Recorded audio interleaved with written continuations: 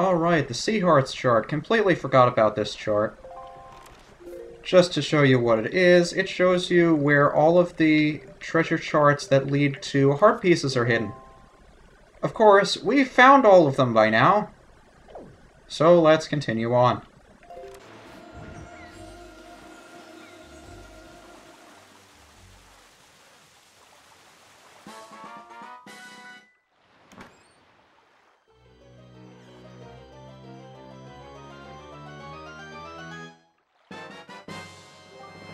And look at that, another chart that I didn't think about, the Island Hearts chart. Now we know where to find the islands that hide pieces of heart. Unfortunately, there are only 2 heart pieces left in the game, and I know where both of them are. So hooray, it's completely useless! While sailing around to pick up all the treasure chart treasures, I figured, since I'm going to be passing these islands anyway, I might as well finish off the trading quest. So, stop here on Great Fish Isle with the big sail flag we picked up before, and we will be able to trade it for the hero's flag. For 75 rupees. I didn't realize we're only 1,000 rupees away from maxing out our rupee count. Have we really been collecting rupees that, you know, prolifically? I didn't think... Oh well. Trade him back the hero's flag, which is actually my favorite item in the trading quest, for a postman statue. And, I mean, triple digits now, we have to pay him 100 rupees, so you know we're getting pretty close to the end here. But we only have 2 more trades before we are able to get the item at the end of this quest. However, we can't trade this guy, the postman statue, to get anything else, so I'll just continue over to my next treasure chart treasure, and I will meet you at the next part of the trading quest. The second to last leg of our trading quest will lead us to Mother and Child Isles.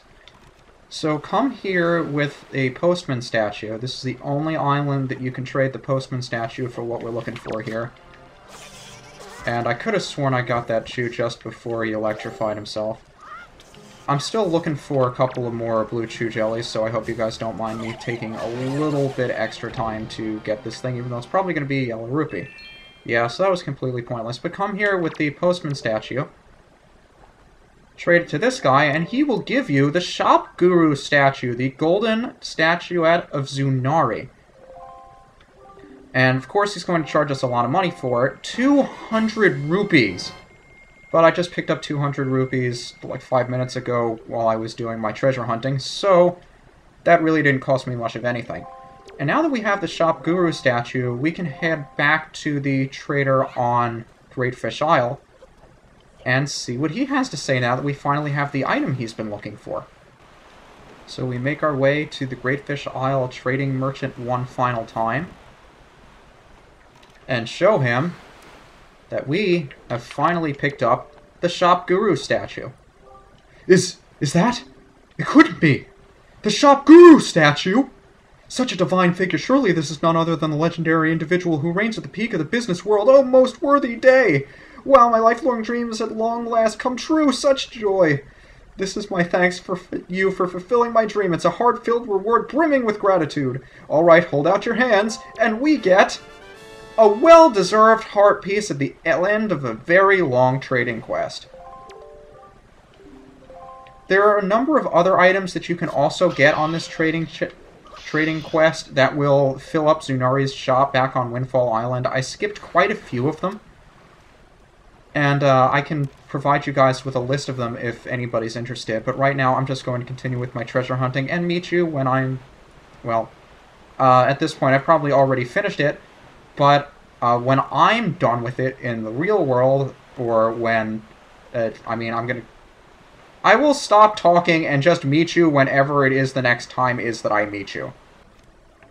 Alright, now that we have all of the treasures that we can possibly get up to this point that are not Triforce shards, we can complete the last side quest in this game that we have to do. Well, we don't have to do it, but for 100% we want to do this, and just because we're good people, we're going to do it as well.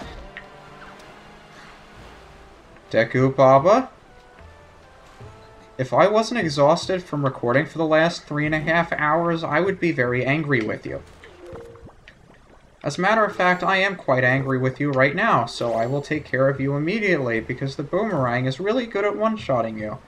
In case anybody forgot that from the time we spent in the Forbidden Woods.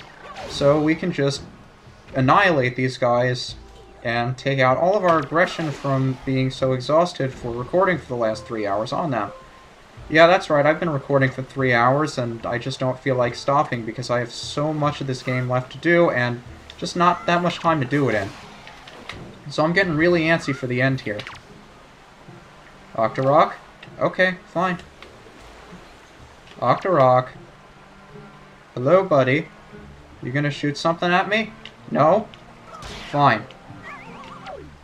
I gave him a chance. I did the honorable thing. I gave him a chance to hit me. He just didn't take advantage of it. It's not my fault. Anyway, what we actually came here for is to take care of all the wilted Deku sprouts that have been scattered around the Great Sea. If you remember, when we completed the Forbidden Woods, the little Koroks did their ceremony thing, and they planted Deku seeds all across the Great Sea.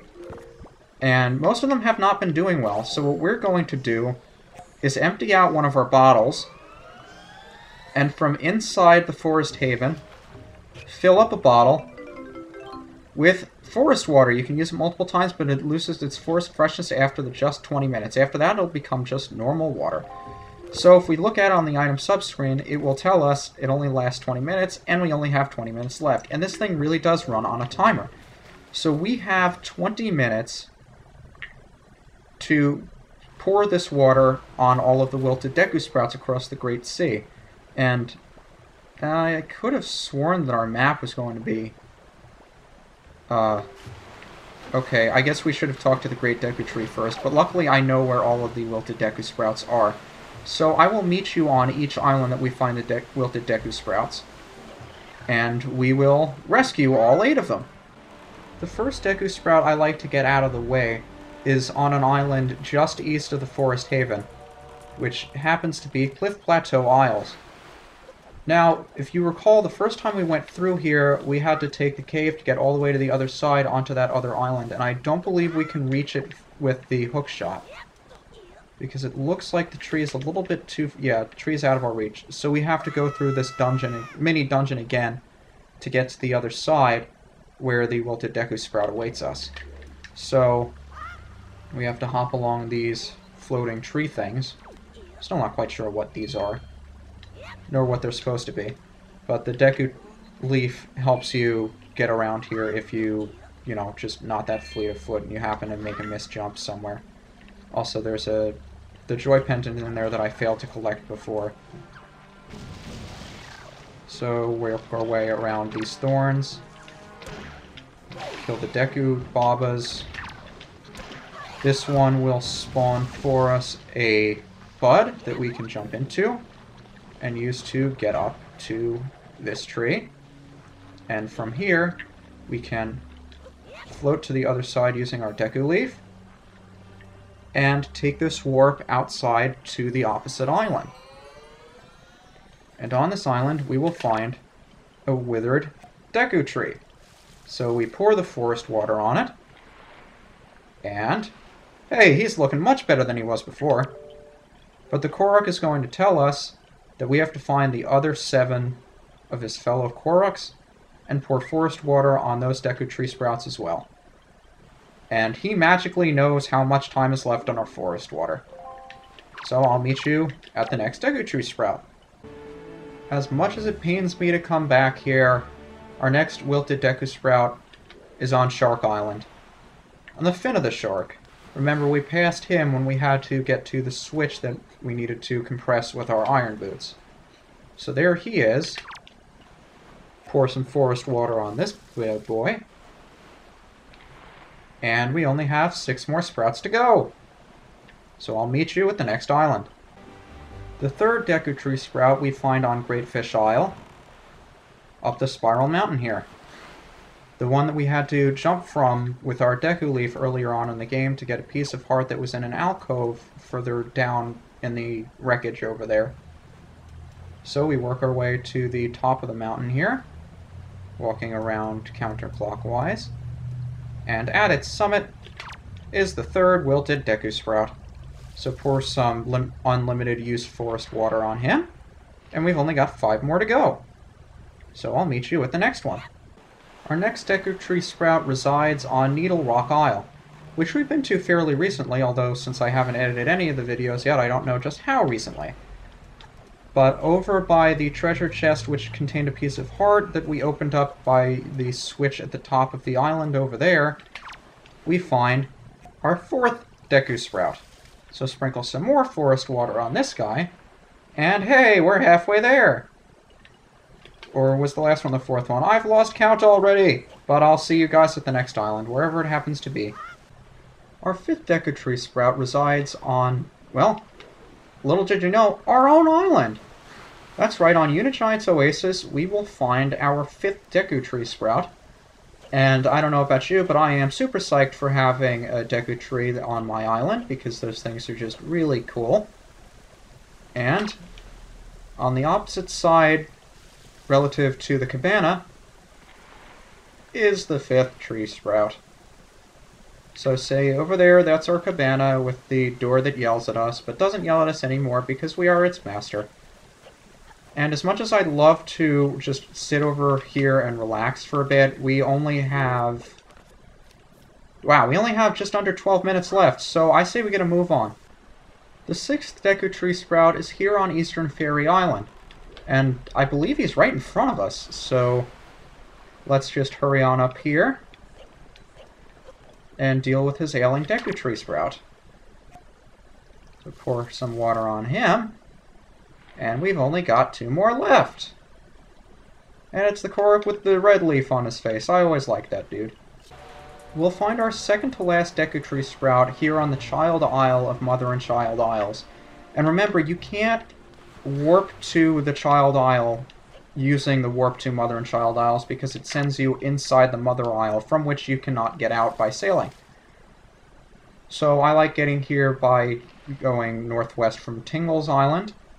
And we only have 1 more Deku Tree Sprout to go. We will find the final Deku Tree Sprout is on the island due north of Mother and Child Isles, so you'll probably want to get this one immediately after getting the one on the Child Isle. It's on Star Island. And we'll find that he's in a pretty neat place. He's sitting smack dab in the middle of the entire island. So I can only imagine what this guy's going to look like once we water him and get him up to full health. So now that we've revived all 8 Deku Tree Sprouts, he grows into a full-fledged Deku Tree. Face and everything. And from the top, pops out our penultimate heart piece. So we only have 1 more heart piece, and 1 more Triforce chart to get in this game, and then we'll be completely done.